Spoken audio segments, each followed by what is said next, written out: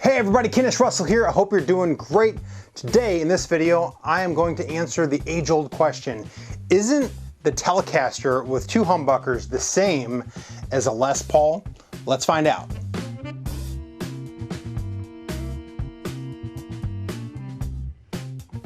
So a while back, my buddy Chris asked me if I would set up his Telecaster.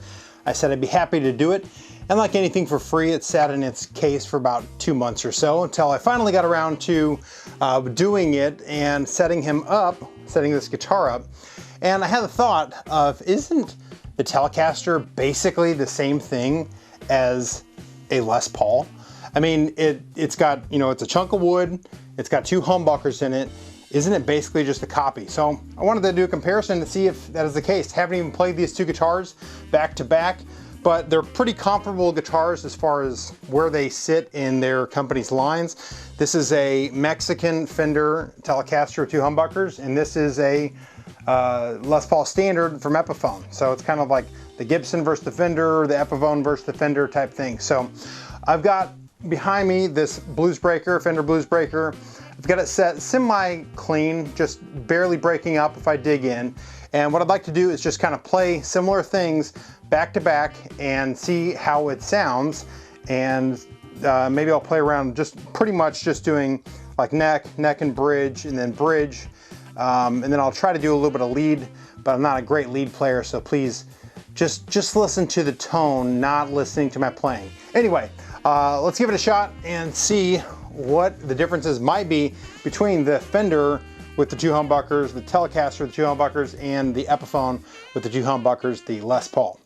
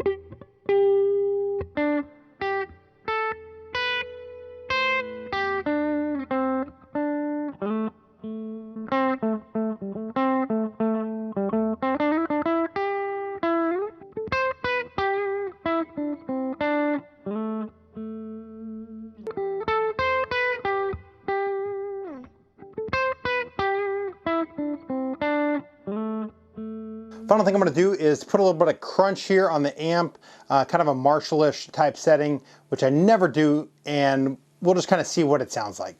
So just so you can have something with heavy distortion to compare it.